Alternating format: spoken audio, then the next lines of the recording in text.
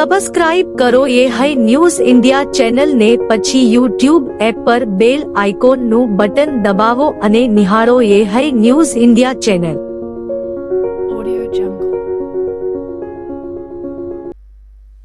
ભાવનગરમાં થયેલા લઠ્ઠાકાંડના પડઘા હવે સમગ્ર ગુજરાતમાં સંભળાઈ રહ્યા છે. આ ઘટનાને લઈને વિવિધ રાજકીય અને સામાજિક સંગઠનો દ્વારા સરકાર સામે વિરોધ વ્યક્ત કરવામાં આવી રહ્યો છે. તે જ ક્રમમાં બનાસકાંઠા જિલ્લાના પાલનપુર શહેરમાં કોંગ્રેસ દ્વારા ગુરુ નાનક ચોક ખાતે ઉગ્ર વિરોધ પ્રદર્શન યોજવામાં આવ્યું હતું. કોંગ્રેસના જિલ્લા આગેવાનો, પૂર્વ ધારાસભ્યો, હોદ્દેદારો અને મોટી સંખ્યામાં કાર્યકરો પ્રદર્શનમાં જોડાયા હતા. પ્રદર્શન દરમિયાન કોંગ્રેસના નેતાઓએ ભાવનગર લઠ્ઠાકાંડને રાજ્ય સરકારની ગંભીર નિષ્ફળતા ગણાવી હતી અને સમગ્ર ઘટનાની નૈતિક જવાબદારી સ્વીકારી રાજ્યના ગૃહમંત્રીના રાજીનામાની માંગ ઉઠાવી હતી. વિરોધ પ્રદર્શન દરમિયાન કોંગ્રેસી કાર્યકરોએ ભાજપ સરકાર વિરુદ્ધ જોરદાર સૂત્રોચ્ચાર કર્યા હતા. સરકારની દારૂબંધી નીતિ અને કાયદો વ્યવસ્થાની સ્થિતિ અંગે પણ સવાલો ઉઠાવવામાં આવ્યા હતા. પ્રદર્શન વધુ ઉગ્ર બનતા કાર્યકરોએ ગુરુ નાનક ચોક ખાતે રસ્તા પર બેસીને ચક્કાજામ કરવાનો પ્રયાસ કર્યો હતો. ચક્કાજામના પ્રયાસને કારણે થોડા સમય માટે ટ્રાફિક વ્યવહાર પ્રભાવિત થયો હતો. જોકે પરિસ્થિતિને ધ્યાનમાં રાખીને પહેલેથી સ્થળ પર પોલીસનો ચુસ્ત બંદોબસ્ત ગોઠવવામાં આવ્યો હતો. પોલીસે પ્રદર્શનકારીઓને સમજાવવાનો પ્રયાસ કર્યો હતો, પરંતુ કાર્યકરો રસ્તા પરથી ન હટતા પોલીસે કાર્યવાહી હાથ ધરી હતી. પોલીસે ચક્કાજામ કરી રહેલા કોંગ્રેસના અનેક નેતાઓ અને કાર્યકરોની અટકાયત કરી હતી. અટકાયત દરમિયાન પોલીસ અને પ્રદર્શનકારીઓ વચ્ચે થોડી ખેંચતાણ અને સંઘર્ષના દ્રશ્યો પણ જોવા મળ્યા હતા. જોકે પોલીસે ટૂંક જ સમયમાં પરિસ્થિતિ પર કાબુ મેળવી કાયદો અને વ્યવસ્થા જાળવી રાખી હતી. આ સમગ્ર ઘટનાને લઈને પાલનપુર શહેરમાં રાજકીય માહોલ ગરમાયો હતો.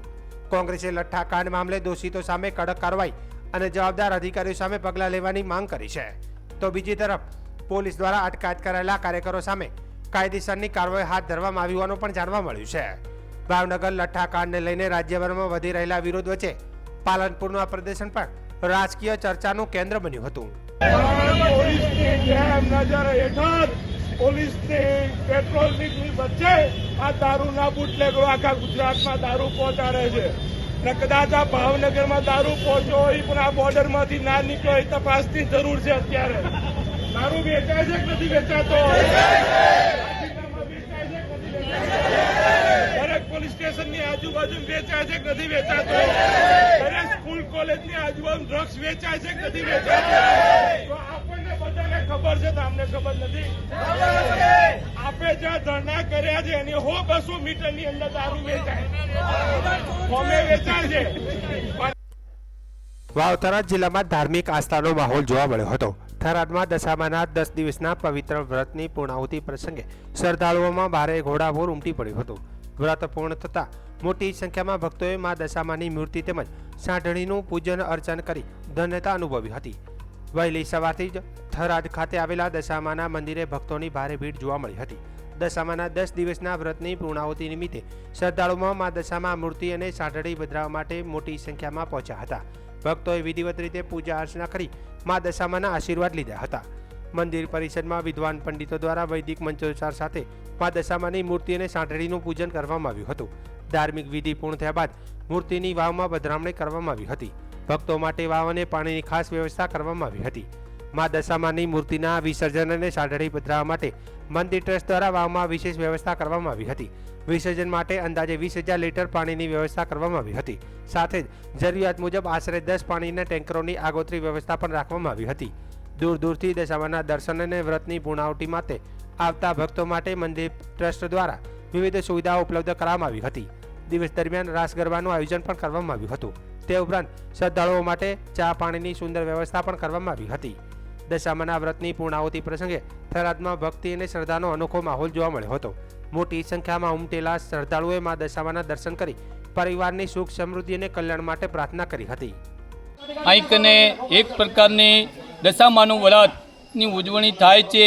અષાઢ વદ અમાવાસથી કરી અને શ્રાવણ સુદ દસમ સુધી અહીં ઉજવણી કરવામાં આવે છે અને આપણે અહીં દશામાની પધરામણી થાય છે અને બ્રાહ્મણો સભા દ્વારા અહીં કને વિધિપૂર્વક પધરામણી કરવામાં આવે છે. તો દરેક આજુબાજુ રહેતી પબ્લિક જે દશામાનું વ્રત કરતી હોય તે અહીં પૂજન કરવા આવે અને પધરામણી કરવા આવે. તેને આપણે દર વર્ષે આજુબાજુ ગામની પબ્લિક આ ઉજવણી માટે અહીં આવે છે. તો જે પણ બહેનો જે આ વ્રત કરે છે અને આપણે અહીં રાસ ગરબા કરવામાં આવે છે 10 દિવસ અને છેલ્લે દસમને દાડે અહીં આપણે વધામણી થાય છે, બ્રાહ્મણો દ્વારા વિધિ થાય છે, તો દરેકે અહીં વધારવા વિનંતી. હાર્દિક ભાવનગર જિલ્લામાં બનેલી ચકચારી ડુપ્લિકેટ દારૂકાંડની ઘટનામાં મૃત્યુઆંકમાં વધુ વધારો થયો છે. આજે સારવાર દરમિયાન વધુ 2 લોકોના મોત થતા સમગ્ર મામલે મૃતકોની સંખ્યા વધીને 11 પર પહોંચી હતી. મળતી માહિતી મુજબ હાર્દિક હરેશભાઈ કીજલી સહિત વધુ એક વ્યક્તિનું સારવાર દરમિયાન મોત થયું છે. જ્યારે આ ઘટનામાં ભાવનગરથી સુરત સારવાર માટે ખસેડાયેલા સંજય ડોડિયાની પણ સુરત ખાતે સારવાર દરમિયાન તબિયત લથડતા ઓર્ગન ફેલ્યોર થયું હતું.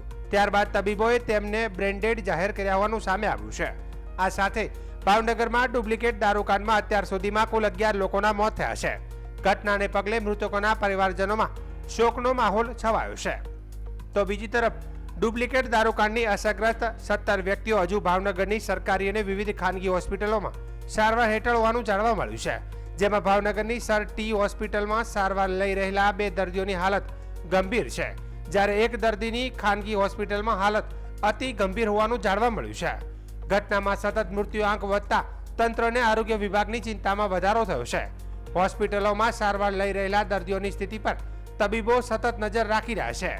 તો બીજી તરફ સમગ્ર ડુપ્લિકેટ દારૂકાંડ મામલે જવાબદાર લોકો સામે કડક કાર્યવાહી કરવાની પણ માંગ ઉઠાવવામાં આવી રહી છે. ગુજરાતમાં આગામી 7 દિવસ હળવાથી મધ્યમ વરસાદની આગાહી કરવામાં આવી છે. હાલ રાજ્ય નજીક કોઈ મજબૂત વરસાદી સિસ્ટમ સક્રિય નથી, તેથી ભારે કે અતિભારે વરસાદની શક્યતા ઓછી છે. હાલ ઉત્તર પૂર્વ મધ્યપ્રદેશ પાસે લો પ્રેશર સક્રિય છે અને મોન્સૂન ટ્રફ તેની તરફ આગળ વધી રહી છે. ગુજરાતમાં દક્ષિણ પશ્ચિમથી પશ્ચિમ પવનોને કારણે ભેજ રહેશે અને કેટલાક વિસ્તારોમાં છૂટો છવાયો વરસાદ પડી શકે છે. 1 જૂનથી 22 ઓગસ્ટ સુધી ગુજરાતમાં 511.8 મીમી વરસાદ નોંધાયો છે. સામાન્ય વરસાદ 534.4 મીમીની સાથે રાજ્યમાં 4% વરસાદની ઘટ છે. ગુજરાત રિજનમાં સામાન્ય કરતાં 13% વધુ વરસાદ થયો છે, જ્યારે સૌરાષ્ટ્ર કચ્છમાં 28% વરસાદની ઘટ નોંધાઈ છે. હવામાન વિભાગ મુજબ આગામી 7 દિવસ અમદાવાદ સહિત રાજ્યમાં હળવાથી મધ્યમ વરસાદની શક્યતા છે. હાલ ભારે વરસાદ માટે કોઈ મજબૂત સિસ્ટમ સક્રિય નથી. 7 दिनों के लिए गुजरात स्टेट के सारे डिस्ट्रिक्ट कवर हैं, जिसमें लाइट टू मॉडरेट रेन का पूर्वानुमान है. और सिस्टम्स की बात करेंगे तो लो प्रेशर एरिया अभी भी नॉर्थ ईस्ट एमपी के आसपास बना हुआ है और एक मानसून ट्रफ है जो अमृतसर से होते हुए लो प्रेशर एरिया को जा रही है. और विंड की डायरेक्शन की बात करेंगे तो गुजरात के लैंड रीजन पे south westerly to westerly wind prevail करेगी. और ओवरऑल अभी तक गुजरात स्टेट में जो 1 जून से लेकर आज 22 अगस्त तक रेनफॉल रियलाइज हुआ है, उसमें 511.8 मिलीमीटर एक्चुअल में रेनफॉल हुआ है और नॉर्मल के हिसाब से 534.4 मिलीमीटर होना चाहिए. तो अभी भी Gujarat as a whole state 4% deficient है नॉर्मल के हिसाब से. और इसको रीजन वाइज बात करेंगे तो गुजरात रीजन में 789.5 मिलीमीटर रेनफॉल हुआ है और नॉर्मल के हिसाब से 699.9 मिलीमीटर रेनफॉल होना चाहिए. तो प्लस 13% नॉर्मल के हिसाब से ज़्यादा गुजरात रीजन में रेनफॉल हुआ है. और सौराष्ट्र और कच्छ रीजन में 291.8 मिलीमीटर रेनफॉल रिकॉर्ड हुआ है और नॉर्मल के हिसाब से 402.6 मिलीमीटर होना चाहिए. तो सौराष्ट्र और कच्छ रीजन अभी भी 28% डेफिशिएंट है नॉर्मल के हिसाब से 1 जून से लेकर आज 22 अगस्त तक. सर गुजरात में अच्छी बारिश के लिए क्या वेट करनी पड़ेगी? अभी 7 दिनों के लिए लाइट टू मॉडरेट रेन का पूर्वानुमान है और अभी भी जो रेन बियरिंग सिस्टम्स हैं वो गुजरात स्टेट के आसपास अभी एक्टिव नहीं हैं. तो आने वाले 7 दिनों के लिए लाइट टू मॉडरेट रेन का पूर्वानुमान है. अहमदाबाद के लिए लाइट टू मॉडरेट रेन का पूर्वानुमान है. ગુજરાત વિધાનસભાના અધ્યક્ષ શંકરભાઈ ચૌધરીએ અંબાજી મંદિરે પહોંચી મા અંબાના દર્શન કરી ધન્યતા અનુભવી હતી. અંબાજી પહોંચેલા શંકરભાઈ ચૌધરીનું મંદિર ટ્રસ્ટ દ્વારા કુમકુમ તિલક કરી સ્વાગત કરવામાં આવ્યું હતું. ત્યારબાદ તેમણે મા અંબાના ચરણોમાં નતમસ્તક થઈ આશીર્વાદ લીધા હતા. આ પ્રસંગે મંદિરના પૂજારી દ્વારા તેમને માતાજીની ચૂંદડી અર્પણ કરવામાં આવી હતી. અંબાજીમાં ચાલી રહેલા અમદાવાદ જિલ્લા ભાજપના અભ્યાસ વર્ગમાં હાજરી આપવા માટે શંકરભાઈ ચૌધરી અંબાજી આવ્યા હતા. તે દરમિયાન તેમણે અંબાજી મંદિરની મુલાકાત લઈ મા અંબાના દર્શન કર્યા હતા.